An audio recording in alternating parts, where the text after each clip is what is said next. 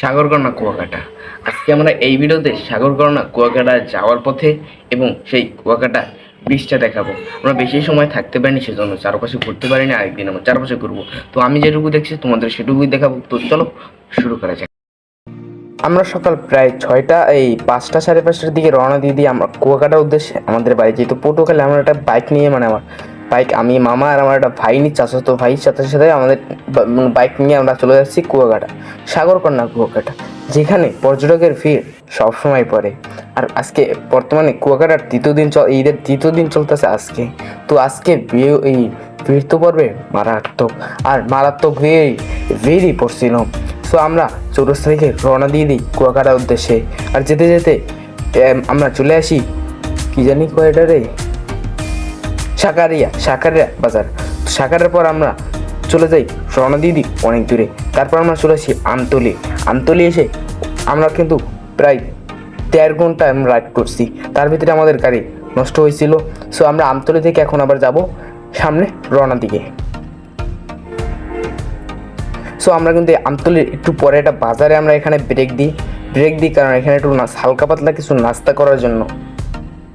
হালকা নাস্তা বলতে এমনি রুটি, এই পরোটা মটা এসব কিছু না, হালকা চা বিস্কুট খাবো। আর আমরা এখন বর্তমানে কি খেয়াঘাট জানি আসি, আমার মনে নাই সম্ভবত।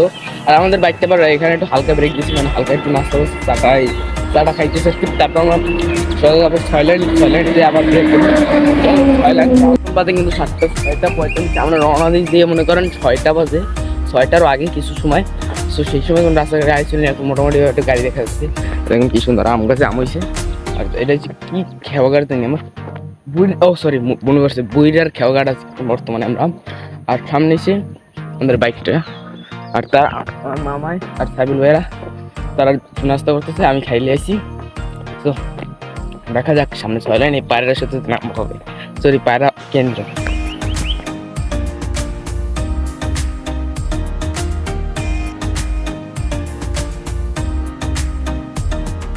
এই জায়গাটার নাম হলো বুইরার খেয়াঘাট। আমরা এখানে নেমে হালকা পাতলা নাস্তা করি। আর এখানে অন্তত বেশি দেখলাম আম গাছ, এখানে আম গাছে ছড়াছড়ি চলতেছে। তারপর আমাদের যাওয়ার পথে গাড়িটা নষ্ট হয়ে যায়। তারপর প্রায় 20 মিনিট ধরে গাড়ি ঠিক করে আমরা রওনা দিতে আমরা চলে আসি পায়রা বিদ্যুৎ কেন্দ্রে, যেটা হলো বাংলাদেশের সবচেয়ে বড় কেন্দ্র, মানে বড় তাপবিদ্যুৎ কেন্দ্র, পায়রা তাপবিদ্যুৎ কেন্দ্র, সেটা আমাদের পটুয়াখালীতে। সো আমরা এখান থেকে যাব আরও সামনে। পায়রা তাপবিদ্যুৎ কিন্তু এখান থেকে 7 কিলোমিটার দূরে। এখানে 6 লাইন রাস্তা করে দিচ্ছে, এটাও কিন্তু পায়রা তাপবিদ্যুৎ কেন্দ্রের রাস্তা। পায়রা তাপবিদ্যুৎ কেন্দ্র এখান থেকে 4 কিলোমিটার দূরে, ওখান থেকে একটু বেশি। তারপর আমরা আবার রওনা দিয়ে দিই আমাদের গন্তব্যে। আর এই রাস্তাটা একটু ভাঙ্গা ছিল। এটা কি বাজার সেটা আমার এখন বর্তমানে খেয়াল নেই, কারণ আমি সকল কিছু চিনি না। বাজারটা অনেক ভাঙ্গা, রাস্তাটা একদম ভাঙ্গা ছিল। তারপর আমরা একটা ব্রিজে উঠি। এখানে কুয়াকাটা আসতে হলে আপনাদের 3টা ব্রিজ পাড়িয়ে আসতে হবে। 3টা ব্রিজ, বড় 3টা ব্রিজ পাড়িয়ে আসতে হবে। তার ভিতরে এটা হলো মনে হয় দ্বিতীয় নাম্বার ব্রিজ।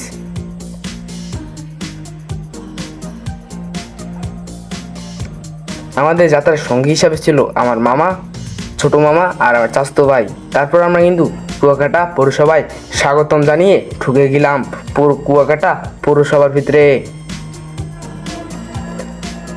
তারপর আমরা কুয়াকাটা পৌঁছি, 0 পয়েন্টে নামলাম। 0 পয়েন্টে নামনি আগে বাইকটা পার্কিংয়ের জায়গায় বাইকটা পার্কিং করেই আমরা বের হয়ে যাব পরোটার উদ্দেশ্যে, মানে নাস্তা করার উদ্দেশ্যে। তারপর আমরা বের হয়ে গেলাম নাস্তা করার উদ্দেশ্যে। সকালে নাস্তা মানে পরোটা, হালকা পাতলা কিছু। তারপর আমরা হোটেলে উঠে নাস্তা করি, কিন্তু এখানে দাম পর্যাপ্ত বেশি। তারপর আমরা একটু বিচের দিকে চলে আসি। আর লাইফে প্রথম কুয়াকাটা আসলাম, তার অনুভূতি একটু ভিন্ন। আমরা এখানে প্রায় 1.5 ঘন্টা মনে করেন গোসল করছি, মানে ডুবাইছি। আর আমি এখানে যে পানির ভিতরে ঢোকানোর জন্য একটা মোবাইল লেগে কেনা লাগে, আমি সেগুলো কিনলে পানি ডুবাইছি, সেগুলো ভিডিও করতে পারতাম। দুঃখ জানাবে আমরা সেগুলো কিনি নাই। তো তারপর আমরা বিচে যেতক্ষণ ছিলাম ততক্ষণই ভিডিও করছি। আমরা এখানে হালকা কিছু সময় নিয়ে এসেছি দেখে আমরা 4-5টা ঘুরতে পারিনি। আর এখানে আজকে ঈদের তৃতীয় দিন উপলক্ষে মানে সকল কিছু বন্ধ, সেজন্য পর্যাপ্ত পরিমাণ তার চেয়ে ডাবল দ্বিগুণ পরিমাণ লোক এসেছে এখানে। তারপর আমরা একটু শর্ট প্যান্ট কিনতে গেছিলাম, কিন্তু শর্ট প্যান্টের এত পরিমাণ দাম, সেজন্য আমরা শর্ট প্যান্ট কিনলাম না, কারণ আমাদের এক্সট্রা করে প্যান্ট আনা হয়েছে। তারপর আমরা একটা সিটের কাছে যাই, মানে সেখান থেকে আমরা এইখানে ব্যাগ ট্যাগ থুয়ে আসবো। তারপর আমরা লকারে ব্যাগ ট্যাগ থুয়ে এইখানে একজন ভাইকে, তিনি আর নামবে না, তারা এখানে বসে দিয়া আমরা চলে যাচ্ছি মানে সাগরকন্যা কুয়াকাটায় গোসল করার জন্য। আর তার অনুভূতির ছিল ভাই অনেক ভিন্ন। আমরা এখানে কিন্তু ছবি তুলছি কিছু, সেগুলোর কিছু পিক আমি ডিসপ্লেতে দিয়ে দিলাম। দেখলেন কেরকম হয়েছে ছবিগুলা, কমেন্টে বলে যাবেন। আর তারপর আমার গোসল শেষে উঠে পড়ি এবং হালকা পাতলা বাজার করা মানে মার্কেট করবো, মানে আচার মাচার কিনবো, সেগুলো একটা ভিডিও বানিয়েছি আমি, সেগুলোই তোমাদের আরেক ভিডিওতে দেখাবো। তারপর আমরা নেমে যাই আবার সাগরকন্যা কুয়াকাটায়। এখন প্রায় 1টার মতো বাজে, আর এখন দেখুন কী পরিমাণ মানুষ এসেছে সাগরকন্যা কুয়াকাটায়। তার অতিরিক্ত মানুষ, মানে এত পরিমাণ মানুষ সেটা বলার মতো না, এখানে এমনি গুণে মানুষ শেষ করতে পারবেন না, কারণ সাগরকন্যা বীজটা বিশাল বড়। আর আমরা এখন কেউ যাবো, আমরা একটা ক্যামেরাম্যানকে ছবি তুলছি কিছু, তো সেগুলো আনতে হবে। আর ক্যামেরাম্যান থেকে সতর্ক হবেন, সেজন্য আমি একটা ভিডিও বানিয়েছি ডেলিকেটেড, সেটা আপলোড হবে। মানে সাগরকন্যা কুয়াকাটার ক্যামেরাম্যানরা এত মনে করেন কি বলবো, সেটা আমি আরেকটা ভিডিওতেই দেখার ইচ্ছা আসছি।